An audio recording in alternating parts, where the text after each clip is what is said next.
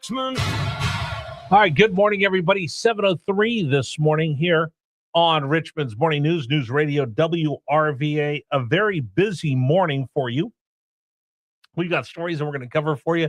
The feds are going to sue the Commonwealth of Virginia over Abigail Spanberger signing the bill into law that says that ICE officers are not able to cover their faces while they're working. We'll talk about that this morning on Richmond's Morning News.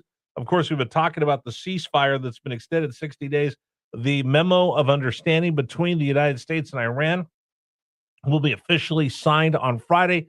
Strait will be reopened. The blockade will cease for Iran, and they'll work on getting this nuclear deal done to make sure that they do not have an opportunity to get a nuke. We'll talk about all of that this morning here on Richmond's Morning News. I'm having a little bit of technical difficulty, so we're going to put off our conversation with Brian Kilmeade for just a bit. We'll see if we can get back with him a little bit later. But I did want to bring up and give you an update on what's going on with the state budget. So as you know, what's today, the 15th? They have 2 weeks approximately to get the state budget passed. I think the General Assembly gets back into work on Thursday, and then on the 22nd, the Senate will get into work. But right now, we still do not have a budget agreement between the Senate and the House and the governor's office. Now, the governor and the speaker are in lockstep, and the Senate still holds out, led by Louise Lucas. Now, I've kind of gone through and I've got a synopsis of where we are with everything right now. What they're basically fighting over is they want to spend an extra $1.6 to $1.7 billion. What do they want to spend it on? K through 12 education, which is kind of an easy stopgap. Oh, who's going to stop you from spending money on K through 12? Everybody wants to spend money on K through 12. Let's just throw more money at K through 12. To me, it's a canard. To me, it's a dodge. Of course, if you say, I'm not supporting this, oh, you don't care about education, you don't care about the kids, you're an awful person. That's not what this money is being spent for. Here's what the money is being spent for. K through 12 is just the ruse over the top of this so they can figure out how to spend more of our money. They want to spend more money on higher education. Oh, you can't not spend money on higher education. That makes you a brute. Now, here's the rest of where they want to spend money. They want to give either a 3 or 4% raise to state employees and teachers, depending on who you're talking to. For the House and the governor, they want to give teachers a 3% raise. They also want to give a 4% raise to teachers and all state employees if you're in the Senate. Now, where else do they want to spend this money? Well, how about on more welfare? If this budget goes through, they will spend money on the things that were cut out of the big, beautiful bill for people here in Virginia. We'll replace that government money with state money. Here's the big thing. Obamacare subsidies. A big portion of this fight is over restoring Obamacare subsidies that were eliminated in the big, beautiful bill. The state of Virginia wants to pay for those for people that jumped into Obamacare. And I'll remind everybody, Joe Biden had 2 bills that went through: the American Rescue Plan and the Inflation Reduction Act. I got them right here. I keep this note right here to remind me. They had 2 temporary COVID-era subsidies that went to people that jumped into the Obamacare marketplace. Meaning before, if you were at a certain income level and you needed help getting insurance, you were able to get subsidies from Obamacare, but there was an absolute ceiling on how much you can make. During COVID, they threw that ceiling out and everybody could jump into the Obamacare marketplace and get subsidies temporarily because so many people were so displaced, lost their job, put on furlough or fired the way that I was. So they helped everybody out to get through what happened during COVID. But they all had a sunset clause at the end of those. It was extended once through the American Rescue Plan and the Inflation Reduction Act. And then eventually they were going to go away. But the people that went in and bought those plans now demand, wait a minute, I was getting a subsidy. You're taking that away. Now you're raising the price of my health care insurance. You can't do that. That's brutality. That was one of the big fights over Obamacare. You saw Kane and Warner stand up You saw our Democratic Congress people stand up. You're taking away their insurance. No, you're ending something that had a sunset on there that once you give somebody something, they're always going to want to get it. I'll put it to you this way. Think about this.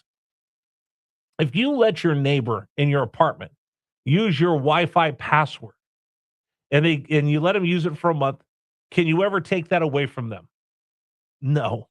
If you give your sister-in-law your Netflix password, will you ever be able to get that back from her? If you change your password to something else, won't she call and go, hey, you changed your password? That's basically what this is with these Obamacare subsidies. We gave somebody a password to give them subsidies, and then when that password went away, they're going, well, wait a minute, I'm used to having this. No, I'm used to using your Wi-Fi. No, I'm used to using your Netflix account. Well, I changed the password, and you have to start paying for it. No, that's not fair. No, that's not fair. You changed the password and I can't use your Wi-Fi anymore. And they're screaming, no, that's not fair. You gave me these subsidies temporarily, but now I want to keep them because I've got used to them. And that's the big part of what our budget battle here in Virginia is about. K through 12 is just their way of saying, if you oppose this bill, then I can tell you that you're anti-education because we're going to give it to Obamacare. Oh, by the way, you're going to love this. You're going to love this. They have a $225 million slush fund for, I got to make sure I got this. I got to make sure I have the wording to this right because it is absolutely ridiculous what this is for. Let me just make sure I get this because this was in the RTD. They have a $225 million, I'm calling it a slush fund for them to use. This is great. I mean, you can't make this up. Okay. Here's what it is.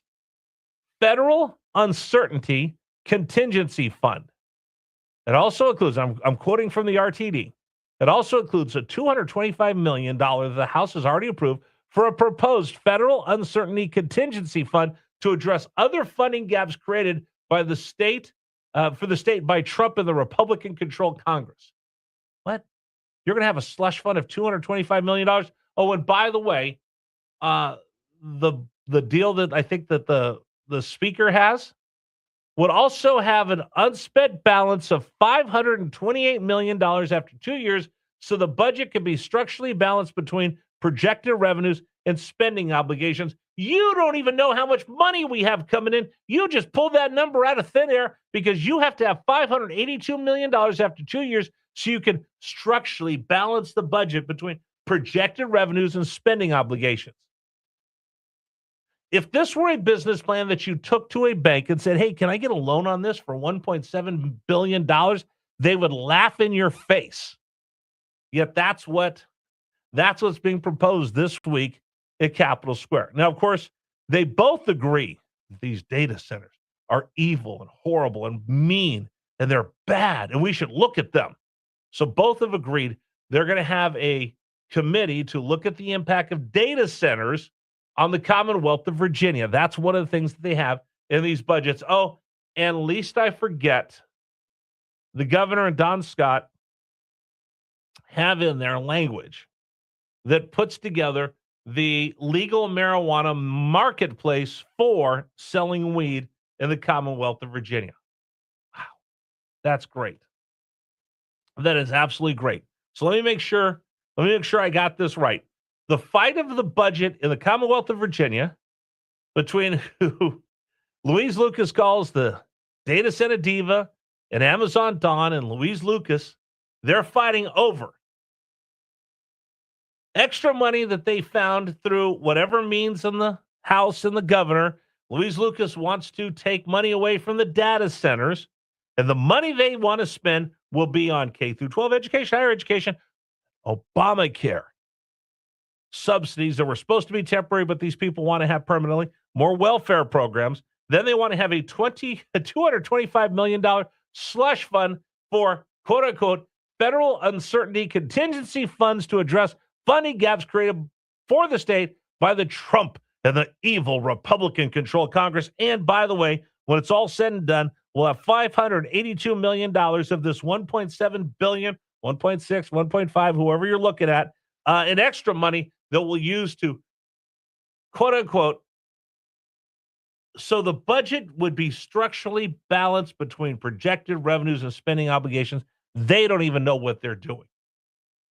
This is an absolute joke, but we'll get this jammed down our throats. And by the way, they've got 2 weeks to get this done. Ladies and gentlemen, your Democratic caucus in the Senate and the House doing the best job they can, and the leadership that you have from the Democratic Party in the governor's mansion.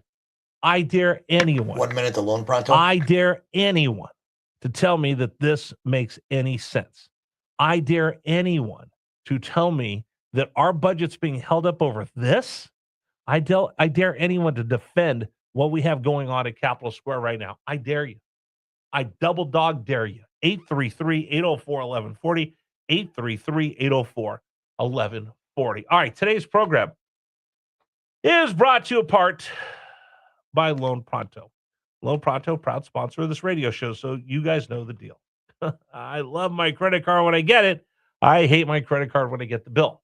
Real easy to use, real easy to run them up, not so easy to pay them off. That's where Lone Pronto comes in. LonePronto.com. They've got over 2,800 five-star Google reviews. Let me give you the number just real quick. 804-535-3860. 804-535-3860. You go to LonePronto.com. Here's the deal.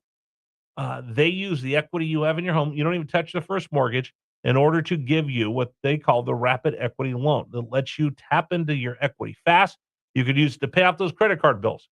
You can use it to pay down a high-interest car loan, or if there's something you desperately need to do around the house, like a new roof, new garage door, new windows, you could do that as well. One client got $100,000 approved. It cut their monthly expenses by $1,500. That makes a big difference in your pocketbook. Call them right now, 804-535-3860, or visit LonePronto.com.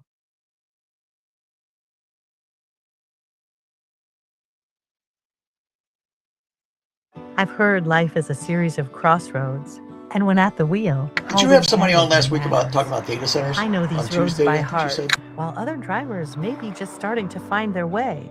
Staying sharp at intersections isn't just about my safety, it's about protecting others too. I want to be independent, but also be safe. Virginia Grand Driver helps me do both. Learn more at granddriver.net. Brought to you by Virginia DMV and Virginia Grand Driver. It's Richard McCann from WRVA's home show, Crawl Space Medic. Now,